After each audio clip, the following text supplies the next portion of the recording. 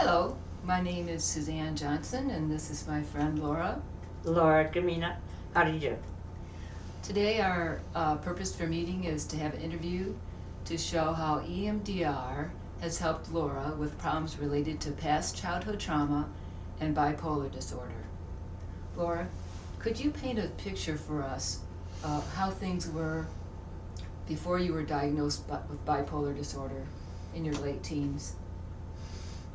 I didn't know how to function, so I took pills, medication that I got from my father, who was a physician. I took speed for during the day and Seconal at night for sleep and Darvon for the high. So I would carry them in my pocket and eat them without water, just to sustain myself. To help you with the moods that you were With having? the moods. I was so miserable. These pills helped me function. I had to go to work. I would take speed. So then you started to receive treatment, and treatment has changed a lot over the years. You were first receiving treatment in the 1970s. Could you describe it to us, please? In the 1970s, the medical model of mental health was in the dark ages. I know. In the hospital, they put us on such strong medication, Haldol and Thorazine. You felt worse than you did without. You had long stays in the hospital. It was very, very frightening and horrible. Hospitalization is not the way to go back then. What's the longest you were hospitalized? 4 months. Wow, that's a long time to be in the hospital. And you feel different from everybody else because they're not locked up. You are definitely separated from the normal population, if there's such a thing. And you know you're different. Yes. So then you had a period of more normalcy when you went back to school, you went to college? Yes, I had 6 hospitalizations, and then as bipolar is, sometimes you go up and down, and It's like you have it sometimes and you don't other times. right, You never know when the symptoms are going to come back. right, because I went back to school and I did well in the School of Education, but the symptoms did come back, Suzanne, and I became aware of the same symptoms, the same messages as earlier in my life, and being just as scared and just as unable to function, and had to drop out of school 4 or 5 times. Oh. Now, how long did you go to school where there was no problem for a while? There was no problem for 3 or 4 years. That's a long period. So then what happened after that, when you started to have symptoms again? More hospitalizations. My life was miserable. I felt like no one liked me. People scared me. As a matter of fact, I worked in a florist once, in the back room washing the silver and glass. And everyone worked in the central room where they arranged flowers. And I had to walk through that room to get to the lunchroom. I was so afraid of just being near these people that I could not walk through that room. I imagine it must be so disappointing because you were operating so normally and then all of a sudden And I went into a you group were home. so scared. I was sent into a group home, and I tried to explain I've had success in education, I've had success in theater because I did roles in plays too, and I felt good. I would go up and down, and I would do a role in a play and then go down again, and no one understood in the group home because I was just so sick. Mm-hmm. They couldn't relate to a Laura who functioned. All they knew was a Laura who was sick. And did you ever have suicide thoughts? Suicide was a constant enemy. Came and went. I probably tried to kill myself 5 or 6 times. Oh, wow. You Yeah. want to get out. You're in such agony. It hurts so much. All you can think about is getting away from it, getting out. That's the word I use, out. Mm-hmm. It will be over. It will be over. And how many times were you hospitalized total over the years? 21 times. Wow, that's a lot. A lot of people are in and out of hospitals. They put you in a hospital to get over the hump. And did you have mania too, in addition to the depression? I was mostly depressed, but I had 2 instances of mania. One, I didn't sleep and couldn't sleep, and for so long that the only way I could fall asleep was getting in a hot bathtub with all my clothes on and just kind of sunk down in there and slept for 6 or 7 hours. So would you stay awake for days and nights? Days. The other time and through the night? And through the nights. That's a typical manic episode, to be awake so much. And you feel up. Yes. You feel powerful. Like racing thoughts, like everything's going to go okay, or it's just, you can't You turn feel your mind powerful. off. No, racing thoughts. Yeah. And I think, I believed that I was up for 14 days, but that's not possible. I ended up in the hospital emergency room because I hadn't slept and they gave me Halcyon to go to sleep. Oh, wow. Took a lot to slow you down, didn't it? So, and I think you mentioned you had some paranoia sometimes. You were so scared that everybody was... looking at me. I'd go into a mall. Everyone was looking at me and no one liked me. They all hated me. Everybody hated me. I believed that in school too. Those are some of the symptoms that came back to me. Oh. I'd walk into a classroom and everyone in the classroom looked at me and hated me. Oh my goodness. Oh, they were awful. It sounds like torture to me. You're in torment. Were you receiving therapy at this time? I received therapy for 35 years of all different kinds, Suzanne. Mostly talk therapy, behavioral therapy. I don't know what the clinical term is, but I was always talking to someone. I had some psychoanalysis. I don't remember it. I didn't lay on a couch, but I sat and talked to many different therapists. And when it didn't succeed, I would change to another one. None of them worked. And I know medications have changed a lot over the years. Do you feel that has helped improve your Absolutely. functioning? Yes. The way you treat mental illness is talk therapy and medication, chemicals. And you told me that in the 1940s you discovered theater. Can you tell us about that? Well, I had done theater all my life because my parents introduced me to it. Oh. But I found a theater in the late 30s that I loved and became a member there and had a family there. And every year I would direct. Helpful. Yes. But still, after a show that I directed or performed in, I'd crash and go to the hospital. It was like a roller coaster, I know Suzanne. it'd be a letdown for most people, but you just went further than just a letdown. Then you couldn't function for a while. That's why it's called bipolar. Yes, you really went down. I wouldn't get out of bed.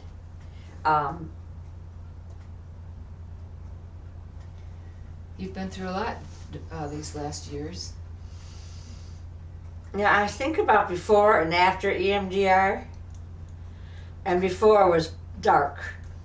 I also had 10 ECT treatments. Oh, that's very serious. They don't give those treatments to Well, people. I wanted to die, Suzanne. Well, Bipolar, people don't understand how painful it can be. So I said, well, I want to die anyway. Do what you want with me. I don't care. Surrender. Did they help? Surrender. Did the ECT? Sometimes they help a lot. Yeah, Nothing else afterwards, helps. it was like, okay, I don't want to kill myself anymore. Well, that does help. Yeah. Electrical current goes through your brain and shuffles things around. And what year did you start EMDR? At the age of 55. So that was 2005. And I was in EMDR for 2.5 years. And how frequently? Once a week. Oh, that's good to have that frequency. And how long were the sessions? The sessions lasted an hour. Do you explain to me what EMDR is as a clinician? EMDR is a therapeutic technique. It started in 1987 by Francine Shapiro. It uses bilateral stimulation. We first thought it was only to do with the eyes, so eye movement. But then after a number of years, they discovered it's any kind of bilateral stimulation. Yeah, my therapist tapped my knees. Yeah, that's one way, or a sound in this ear or that ear. For most people, the eye movement is the quickest and most effective, but some people, they can't handle you. So the eye movement didn't work for you? Didn't work for me. But I know some people have an overnight success with it. Well, if there's one trauma, One trauma, like a but not, rape or something. but you had childhood trauma, and chronic childhood trauma takes quite a few sessions. Well, if you're not, I'm sorry. It just is quicker than other techniques usually. Quicker than the 35 years prior to that. Took Right. 2.5 years, and I was like, had a life for the first time. As an infant, this was part of my trauma, part of my childhood beginning of this trauma. Mm. If as an infant you're not nurtured, scientifically they say, you begin to believe that the world is not a safe place and that you do not exist. Mm-hmm. And I did not know I existed. I just imitated other people. I saw the behavior that they initiated and I would follow it and copy it. Oh. I didn't know who I was or if I had an identity at all until after EMDR. Yes. I know emotional neglect can be as harmful, if not more harmful, than physical or sexual abuse. But that is quite extreme to feel like you don't even know. No. You don't have your own thoughts. I didn't have my own thoughts. Right. Yeah. So one way that EMDR works is to target negative thoughts, negative beliefs that people have about themselves. I thought it would help people if you could tell us some of the negative beliefs you had before EMDR and how they changed after EMDR. Well, foremost belief was that I didn't count. I didn't matter. It was like I didn't exist.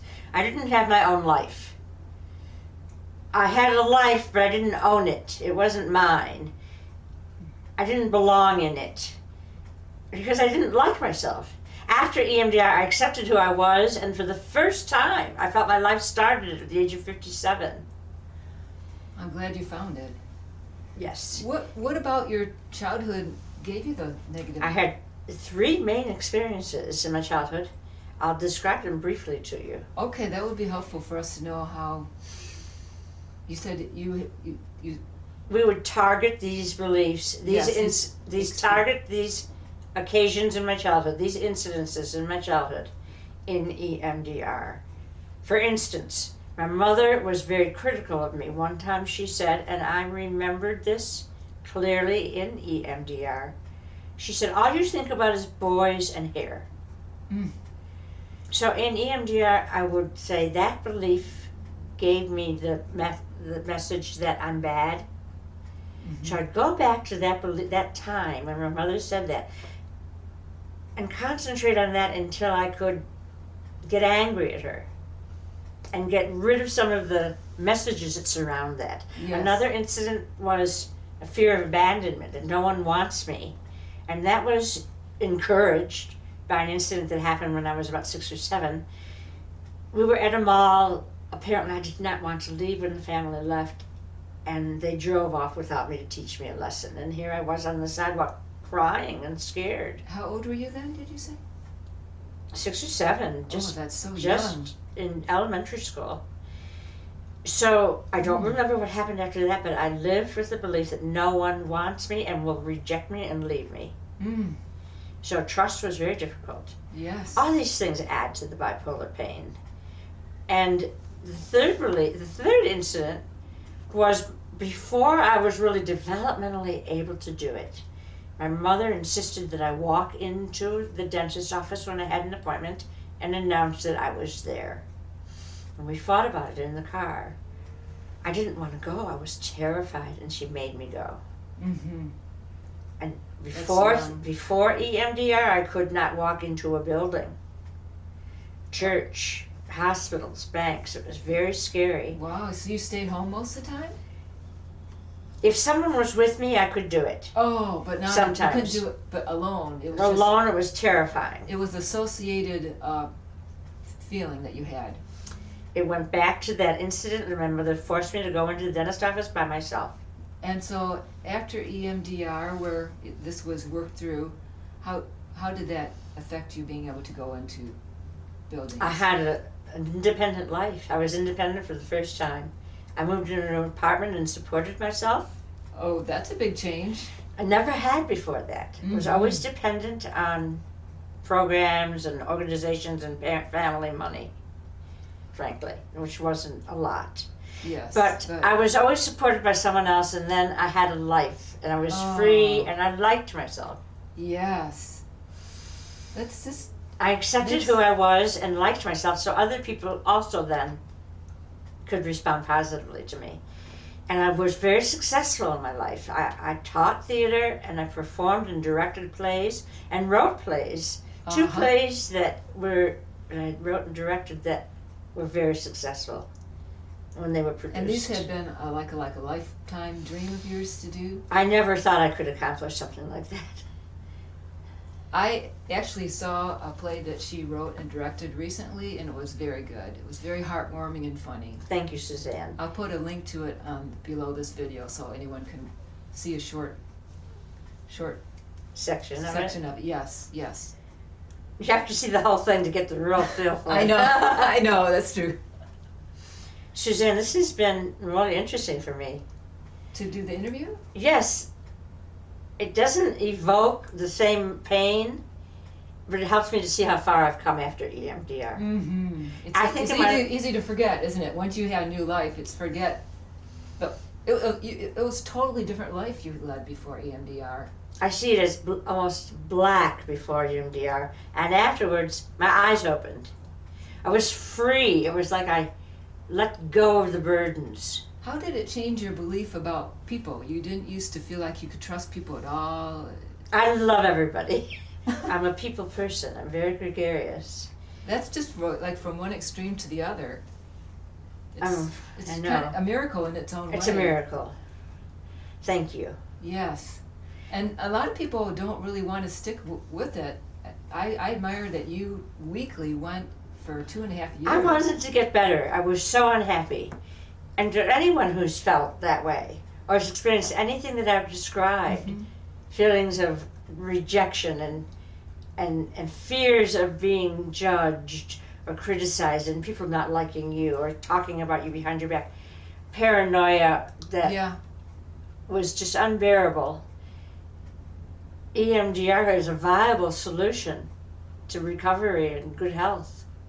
I would totally agree. I've been a therapist almost 30 years, and I find it's the most effective technique that I've ever used. And it's really, thank you very much for sharing your personal story here so people could have a better understanding of I hope it's been helpful. I mean, I know it's helped with trauma, but to know that it even helps with really extreme symptoms of bipolar disorder.